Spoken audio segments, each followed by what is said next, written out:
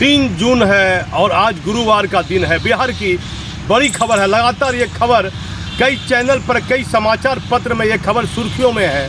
गया जिला के महला थाना 18/2021 में एक डीएसपी पर केस दर्ज हुआ है। ये मामला जो है दुष्कर्म का मामला दर्ज हुआ है। डीएसपी का नाम है कमलाकांत प्रसाद। देखिए, कमलाकांत प्रसाद के बारे में बात कीजिए तो मैंने आज कमला प्रसाद की पत्नी तनुजा से बात की तो तनुजा ने काफ़ी गंभीर आरोप बिहार के पूर्व डीजीपी के.एस. द्विवेदी पर लगा दिए हैं। के.एस. द्विवेदी जो कहीं न कहीं भागलपुर जिला के एसपी थे, और जब भागलपुर में सांप्रदायिक माहौल बिगड़ा, दंगा हुआ, तो हाई कोर्ट ने माना था कि द्विवेदी की गलती थी। बाद में इस पूरे मामले में के.एस. द्विवेदी को क्लीन चिट मिल गया था। भागलपुर के मामले में भी के.एस. द्विवेदी काफ़ी सुर्खियों में थे। जब भागलपुर में 89 का दंगा हुआ था तो आप बात कीजिए, के.एस. द्विवेदी काफ़ी सुर्खियों में आए थे। पहले हाई कोर्ट में दोषी माना था, फिर बाद में इन्हें दोष मुक्त किया गया था इस पूरे मामले में। लेकिन के.एस. द्विवेदी फिर क्यों सुर्खियों में आ गए हैं? जो वीडियो हमारे पास है, मैंने कमला प्रसाद की जो पत्नी से बात, तनुजा जी से बात की है। तनुजा जी ने काफ़ी गंभीर आरोप लगाए हैं। बिहार पुलिस बहाली बोर्ड के चेयरमैन हैं के.एस. द्विवेदी, मूलतः यूपी के ये रहने वाले हैं। महिला ने जो आरोप लगाया है कि ये बहाली के नाम पर बड़ी धांधली कर रहे हैं। बिहार के माननीय मुख्यमंत्री जी, आप यदि मेरा चैनल राष्ट्रीय खबर आप देख रहे हैं तो कई हजार सिपाहियों की बहाली बिहार बोर्ड के चेयरमैन के द्वारा हुई है। जो डीएसपी की पत्नी का आरोप है कि डीएसपी के पास इतनी संपत्ति कहां से आ गई, कहां से उसने इतना मकान बना दिया, इनोवा गाड़ी ले ली, फॉर्च्यून गाड़ी ले ली, कई गंभीर आरोप लगाए हैं। क्योंकि डीएसपी कमला प्रसाद इस समय वर्तमान में के.एस. द्विवेदी के विशेष अधिकारी के रूप में, ओसीडी के रूप में वहाँ तैनात है। क्योंकि वहाँ का जो कमलाकांत डीएसपी है, सीनियर डीएसपी है, और के.एस. द्विवेदी के ओसीडी है, वो विशेष अधिकारी उनके वहाँ नियुक्त हैं कमला प्रसाद। देखिए, जो जानकारी मेरे पास है, पुख्ता जानकारी है। मैंने जो बात की है उनकी पत्नी से तो उसको रिकॉर्डिंग किया। मैंने उनको कहा कि आप मेरी बात को रिकॉर्डिंग कर लीजिए। कई ऐसी ऑडियो रिकॉर्डिंग है जो कमला प्रसाद अपनी पत्नी तनुजा से कर रहा है। बिहार के मुख्यमंत्री को देखना चाहिए। मुझे एक अधिकारी ने यहाँ तक बताया कि रिटायर्ड अधिकारी ने कि पुलिस मुख्यालय में बैठे कुछ अधिकारी कमलाकांत को बचाने की कोशिश कर रहे हैं। क्योंकि जो डीएसपी की पत्नी का आरोप है तनुजा का कि के.एस. द्विवेदी बिहार के डीजीपी रह चुके हैं और वह रिटायरमेंट होने के बाद भी कमलाकांत को बचा रहे हैं। कमलाकांत को क्यों बचा रहे हैं? क्योंकि बिहार में जितनी भी बहाली सिपाही का चेयर में हुई है उसमें बड़ी धांधली किया है के.एस. द्विवेदी ने। अब देखिए, हमारा कोई आरोप नहीं है, हमारा कोई काम नहीं है कि के.एस. द्विवेदी एक बड़े सम्मानित पद पर बैठे हुए हैं, लेकिन हमारा किसी भी अधिकारी पर लांछन लगाना हमारा कोई काम नहीं है। लेकिन जो उसकी पत्नी का आरोप है, तनुजा जी का आरोप है, जो वीडियो मेरे पास में है, एक नेशनल चैनल को उसकी पत्नी ने बयान दिया है, वो वीडियो मेरे पास में है। इंग्लिश अखबार में के.एस. द्विवेदी का बिना नाम छापे पूरी स्टेटमेंट कई अखबारों में छप चुका है। आखिर बताइए माननीय मुख्यमंत्री जी, के.एस. द्विवेदी अपने पद पर बने हुए हैं और इन पर गंभीर आरोप लग गया है कि इनके साथ जो डीएसपी है वो बहाली में भी आरोप कर रहे हैं। देखिए, आरोप तो उनकी पत्नी ने प्रताड़ना का लगाया है, लेकिन आरोप में 2-3 बातें उन्होंने कह दी जो कहीं ना कहीं बिहार पुलिस की छवि को कहीं ना कहीं बदनाम करती है। देखिए, एक डीएसपी पर तो कई गंभीर आरोप लगाया, पत्नी ने कई तरह की बातें बोली है। के.एस. द्विवेदी के बारे में तो ऐसी बातें कह दी तनुजा जी ने कि के.एस. द्विवेदी की नज़र डीएसपी की पत्नी पर भी बड़ी खराब थी। मैं इस बात को नहीं कह रहा हूँ, डीएसपी की पत्नी कर रही है। मैं लगातार ये समाचार आपको राष्ट्रीय खबर प्रमुखता से दिखाता रहेगा। जो समाचार मैं बना रहा हूँ इसका पुख्ता एविडेंस मेरे पास है। कहीं ना कहीं बिहार में के.एस. द्विवेदी लगातार कहीं ना कहीं विवादों में रहे हैं। आप देखिए, उन पर इतना गंभीर आरोप लगा है। और मैंने इस संबंध में उनकी पत्नी से, कमलाकांत की पत्नी से बात की, वो पटना में है, और मैंने उनको कहा, और उसके बाद उन्होंने कहा कि नहीं, के.एस. द्विवेदी पूरी तरह कमलाकांत को बचा रहे हैं। और कमलाकांत ने उनको द्वारा कई तरह की बात, कई तरह का गंभीर आरोप लगाया। ऐसी बातें मेरे पास टेलीफोन में रिकॉर्ड है जो समाचार पर आना जरूरी नहीं है। बहुत ऐसी बातें हैं जिसका उच्चारण करना कहीं से भी उचित नहीं है। एक महिला के लिए, एक समाचार पत्र के लिए, एक पत्रकार के लिए लेकिन के.एस. त्रिवेदी के जीवन कैरियर में ये सबसे बड़ा आरोप लगा है। वो बिहार के महत्वपूर्ण पद पर है, सिपाही बोर्ड के चेयरमैन वो बिहार के हैं और वो बने हुए हैं। उनके अंदर में ही उन्हीं के अधिकारी कमलाकांत पर ये आरोप है। और कमलाकांत की पत्नी ने कहा कि 3 बार वह के.एस. त्रिवेदी से मिली है और लगातार उनके पति बोल रहे थे कि तुम द्विवेदी तुमको घर पर बुलाते हैं, तुम घर पर क्यों नहीं जाती हो। और उनका साफ तौर पर यह भी आरोप है जो ये बोल गई है कि के.एस. त्रिवेदी की नज़र भी मेरे ऊपर बुरी थी। आप बताइए माननीय मुख्यमंत्री जी, ये आपके बिहार में कैसा सुशासन है कि कैसे अधिकारियों की पोस्टिंग आपने कर दी। डीजीपी रिटायरमेंट हुए, आन फान में इन पर कई गंभीर आरोप भागलपुर के दंगा के समय लगे, लेकिन कोर्ट ने इन्हें रिहा कर दिया था, निर्दोष मान लिया था। लेकिन क्या द्विवेदी की कार्यशैली जो बिहार पुलिस में सिपाही की बहाली कर रहे हैं, एक सिपाही 40 साल नौकरी करेगा, वैसा सिपाही क्या कानून विधि व्यवस्था की बात करेगा। यदि आप पैसा लेकर बहाल कर रहे हैं, पैसा लेकर बहाली कर रहे हैं, के.एस. त्रिवेदी के डीजीपी कार्यकाल की जांच होनी चाहिए। के.एस. त्रिवेदी जब डीजीपी थे तो डीजीपी के दौरान इन्होंने क्या ड्राइवर की बहाली की, इन्होंने क्या गाड़ी खरीद बिक्री की। के.एस. त्रिवेदी पर जितने भी गंभीर आरोप कमलाकांत की पत्नी ने लगाए हैं, वह आरोप की जांच होनी चाहिए। और वह डीएसपी कमलाकांत पर गया में भी एक मामला दर्ज हुआ है 18/21।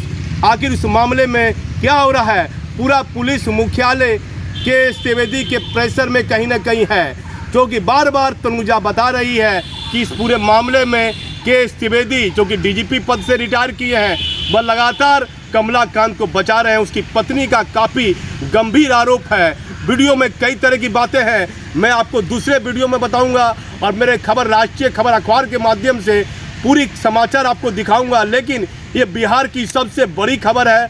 लगातार कोई भी अखबार के.एस. त्रिवेदी का नाम लिखने से कतरा रहा था, लेकिन मैंने इस पूरे मामले का पूरा एविडेंस ऊपर कर लिया है। मुझे यहाँ तक मालूम है कि सीआईडी के अधिकारी ने जो पूरी जांच रिपोर्ट फरवरी महीने में तैयार की है, उसमें भी के.एस. द्विवेदी का नाम है। के.एस. द्विवेदी बिहार के महत्वपूर्ण पद पर थे, डीजीपी थे और वह भागलपुर के दंगा के समय एसपी हुआ करते थे।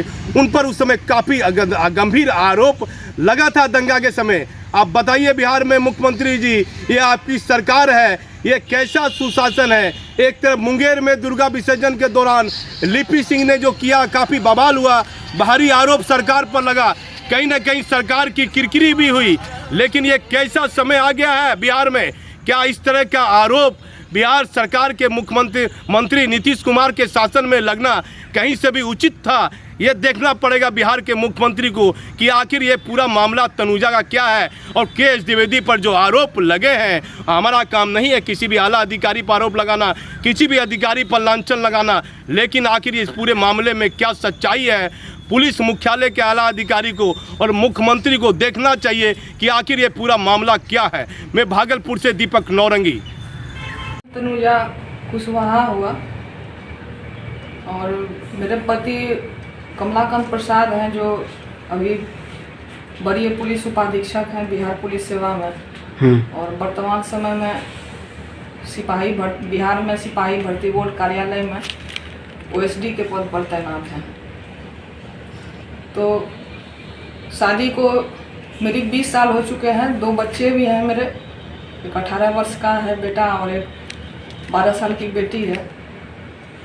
तो शादी के बाद जब पति का डीएसपी के रूप में जॉब 2005 ईस्वी में हुआ, उसके बाद से ही ये सरकारी आवास पे अपना नाबालिग लड़कियों को बुला के उसके साथ अपना जो भी दुष्कर्म कुकर्म था इन्होंने करना शुरू कर दिया।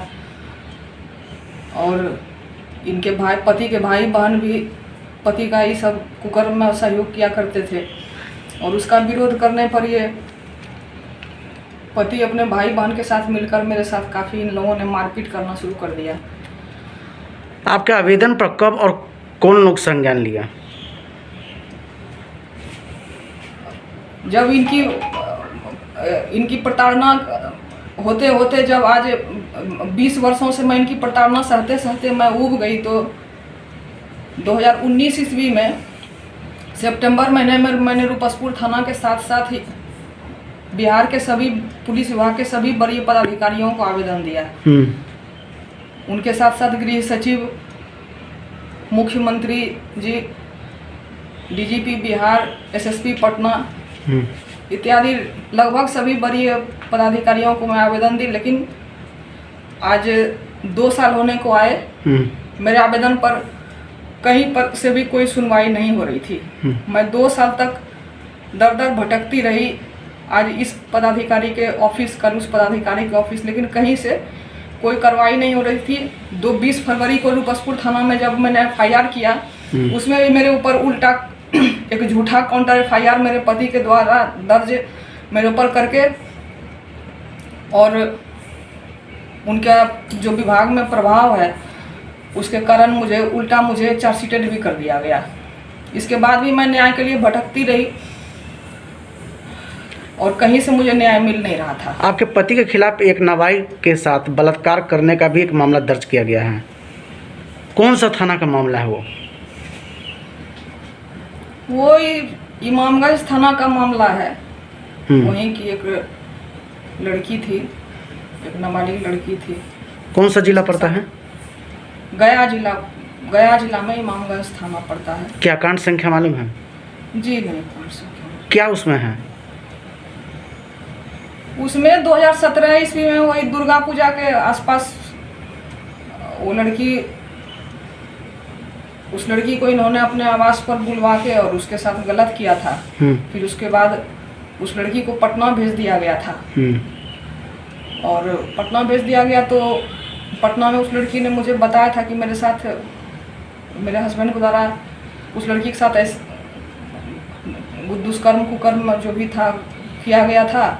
तो मैंने फिर वहाँ के महिला थाना प्रभारी को इसकी सूचना देके उस लड़की को उसके भाई के साथ वापस गया भेज दिया था। क्या उस पर कोई कार्रवाई हुई है अभी तक? उस पर सुनने में मुझे आया है कि शायद FIR वहाँ गया की महिला थाना में दर्ज हुआ है। आपके पति को कौन लोग संरक्षण दे रहे हैं? मेरे पति मेरे द्वारा इतनी बार बिहार के लगभग सभी बड़ी पुलिस विभाग के बड़ी पदाधिकारियों को आवेदन देने के बावजूद वो इतने दिनों तक उन पर ना कोई कार्रवाई हुई, बचते रहे। इसका कारण था कि वो सिपाही भर्ती बोर्ड में जहाँ कार्यरत हैं OSD के रूप में, उनके जो चेयरमैन हैं वो बिहार के भूतपूर्व DGP KS द्विवेदी सर हैं, जो उनको संरक्षण दे रहे थे। चूँकि मेरे पति बिहार पुलिस में जो अभी धांधली हो रही है उसमें इनका ये मुख्य सहयोगी, मेरे पति मुख्य सहयोगी के रूप में हैं वहाँ।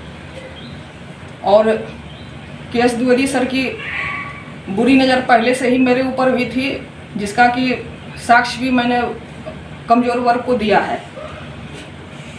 क्या आपको सुरक्षा चाहिए?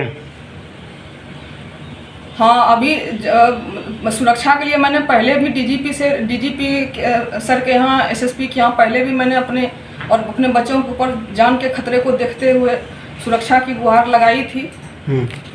और अभी तक तो मुझे सुरक्षा नहीं मिली है। और खासकर ये जो गया में जो ये केस हुआ है, दर्ज हुआ है उस लड़की का, उसके बाद से तो मेरे ऊपर, मुझे और अपने ऊपर भी अधिक खतरा महसूस होता है। अतः मैं आप मीडिया बंधुओं के माध्यम से DGP सर से, मुख्यमंत्री सर से। अभी आपके पति कहाँ हैं पोस्टेड? पति मेरे अभी सिपाही भर्ती बोर्ड में जो है OSD के पद पर हैं, विशेष कार्य पदाधिकारी के रूप में हैं। आपके आवेदन पर किनके द्वारा संज्ञान लिया गया?